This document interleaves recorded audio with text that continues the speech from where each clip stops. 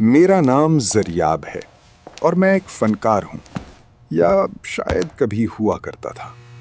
आज जब मैं अपने इन हाथों को देखता हूं जिन पर मिट्टी और मेहनत के निशानात हैं, तो मुझे वो चमकती हुई रोशनियां, वो तालियों की गूंज और वो लाखों के मजमे एक ख्वाब लगते हैं। लेकिन वो ख्वाब नहीं थे, वो एक ऐसी शराब की जिंदगी थी जिसके पीछे मैं बरसों भागता रहा। यहां तक कि एक रात ने मेरा भरम और मेरी जिंदगी दोनों बदल कर रख दिए। ये कहानी तालियों के इस शोर की है जिसके पीछे एक गहरी, खामोश और तकलीफ दे तजलील छुपी हुई थी। मुझे याद है वो शाम जब मैं अपने स्टूडियो में बैठा नई एल्बम के गीतों पर काम कर रहा था। बाहर तालियों की गूंज अभी मेरी कानों में बाकी थी, क्योंकि एक दिन पहले ही मैंने शहर के सबसे बड़े स्टेडियम में परफॉर्म किया था। लोग मेरी नाम के नारे लगा रहे थे, लड़कियां मेरी गाड़ी के पीछे भाग रही थीं और मीडिया मुझे सदी का बड़ा फनकार करार दे रहा था। मेरे पास सब कुछ था, पैसा, शोहरत और वो लग्जरी लाइफ जिसका ख्वाब मैंने अपने इस छोटे से कच्चे मकान में देखा था, जहां मेरी वालिद सिलाई मशीन चलाकर मेरा पेट पालते थे। मेरे वालिद अक्सर कहते थे, ज़रियाब बेटा, फनकार बनना बड़ी बात नहीं, लेकिन ये याद रखना कि ये दुनिया फन की पूजा करती है, फनकार की नहीं। मैं तब उनकी बात नहीं समझा था। मुझे लगता था कि जब लोग मेरे साथ झूमते हैं तो वो मुझसे मोहब्बत करते हैं। इसी दौरान मेरी मैनेजर फरहान ने कमरे में दाखिल होकर एक चेक मेरे सामने रखा। ज़रियाब, पंजाब के एक बहुत बड़े जमींदार चौधरी इनायत साहब की बेटे की शादी है। उन्होंने तुम्हें मदऊ किया है। पैसा जितना मांगोगे मिलेगा, बस एक ही शर्त है, तुम्हें उनकी हवेली में क़याम करना होगा और 3 दिन तक महफिल सजानी होगी। पहले तो मैंने हिचकिचाहट दिखाई, क्योंकि मुझे प्राइवेट फंक्शंस पसंद नहीं थे। लेकिन वो रकम इतनी बड़ी थी कि मेरी सारे पिछले कर्जे और मुस्तकबिल के ख्वाब पूरे हो सकते थे। मैंने हामी भर ली। मैं नहीं जानता था कि ये हामी दरअसल मेरी तजलील का परवाना है। हम फैसलाबाद के करीब एक गांव पहुंचे, जहां चौधरी साहब की किलानुमा हवेली खड़ी थी। हवेली की दीवारें इतनी ऊंची थीं कि गोया आसमान से बातें कर रही। चौधरी इनायत खुद हमारा इस्तकबाल करने आए। उनका कदो-कामत, उनकी बारूब आवाज और उनके हाथ में मौजूद चांदी की मुठ वाली छड़ी उनकी ताकत की गवाही दे रही थी। उन्होंने बड़ी गर्मजोशी से मेरा हाथ थामा।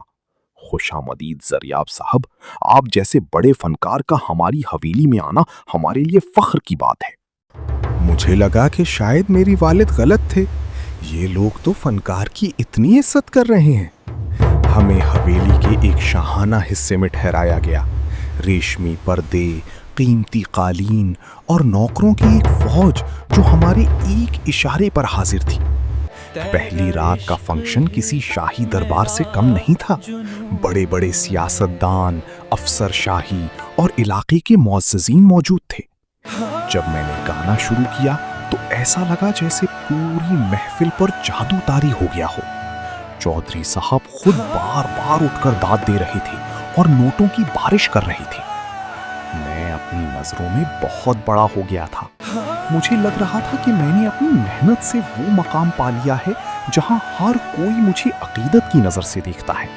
अगली सुबह फज्र के वक्त मेरी आंख खुली। गांव की ठंडी हवा और परिंदों की चहचहाहट ने मुझे बिस्तर से उठने पर मजबूर कर दिया। मैंने चादर ओढ़ी और अपने कमरे से मुल्हिका बालकनी में आ खड़ा हुआ।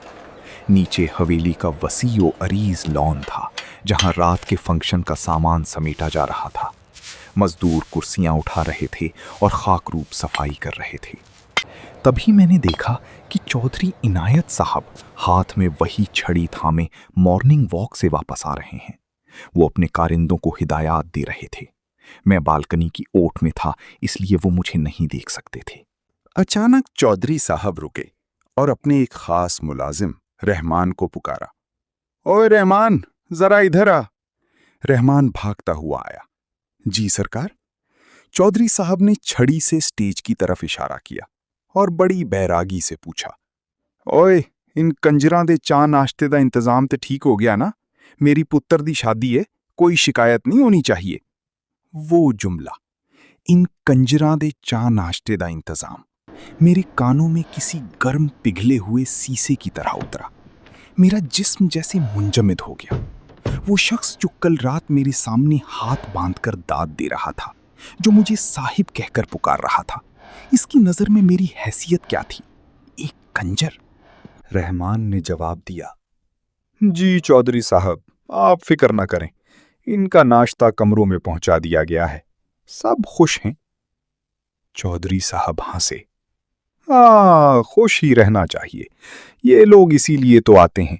पैसा फेंकें तो ये नाचते भी हैं और गाते भी हैं। इनको खुश रखो ताकि महफिल रंगीन रहे। मैं वहीं बालकनी के फर्श पर बैठ गया। मेरा सांस फूलने लगा। वो तालियां, वो दाद, वो रेशमी पर्दे, सब एकदम गायब हो गए। मुझे अपने वालिद की कही हुई बात याद आई। मैं इस हवेली में एक मुअज़्ज़ज़ मेहमान नहीं था, मैं एक किराए का तमाशाई था जिसको सिर्फ तफरीह के लिए बुलाया गया था। मेरा फन, मेरी बरसों की रियासत, मेरी रूह का निचोड़, इन सब की कीमत इनके नजदीक सिर्फ चंद नोट और ये लफ्ज कंजर था। मैंने इसी वक्त अपना सामान समेटा। मेरी मैनेजर ने मुझे रोकने की कोशिश की। ज़रियाब, क्या हो गया है? अभी तो 2 दिन बाकी हैं। चौधरी साहब बहुत नाराज होंगे। मैंने इसे धक्का दिया और गुस्से से कहा, फरहान, अगर तुम्हें अपनी इज्जत की कीमत नहीं पता तो तुम ठहरो, मैं यहां एक पल भी नहीं रुक सकता। मैं हवेली से बाहर निकला।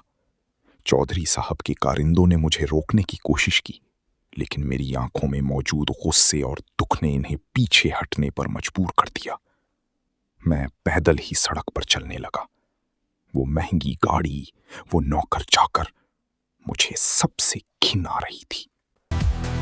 मैं वापस अपने शहर पहुंचा, लेकिन मैं वो ज़रियाब नहीं रहा था। मैंने स्टेज पर जाना छोड़ दिया। मैंने वो तमाम प्रोजेक्ट्स मनसूख कर दिए जिनमें मुझे सिर्फ एक नुमाइशी चीज के तौर पर पेश किया जाता था। मेरी मैनेजर ने कहा कि मैं पागल हो गया हूं, मेरा करियर खत्म हो जाएगा, लेकिन मैंने फैसला कर लिया था। तुम अपना कैरियर खत्म कर रहे हो ज़रियाब? तुम पागल हो गए हो? नहीं, मैंने अभी होश संभाला है।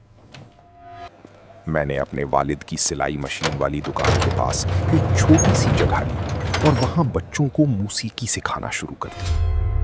अब मेरे पास वो लाखों के चेक नहीं थे, न वो महंगी गाड़ियां थीं, लेकिन अब जब कोई बच्चा मुझसे सुर सीखता है और इसकी आंखों में एहतराम की चमक होती है, तो मुझे लगता है कि मैंने अपनी खोई हुई इज्जत पा ली है। आज भी जब मैं किसी बड़ी महफिल का इश्तिहार देखता हूं तो मुझे वो हवेली और वो जुमला याद आता है। मैंने सीख लिया कि इज्जत तालियों में नहीं होती, इज्जत उस मकाम में होती है जो आप दूसरों की नजरों में अपने किरदार से पैदा करते हैं। मैं अब एक मशहूर फनकार नहीं हूं, मैं एक इज्जतदार इंसान हूं, और मेरे लिए यही काफी है। बेटा, इज्जत हाथ की कमाई में होती है, नाम में नहीं।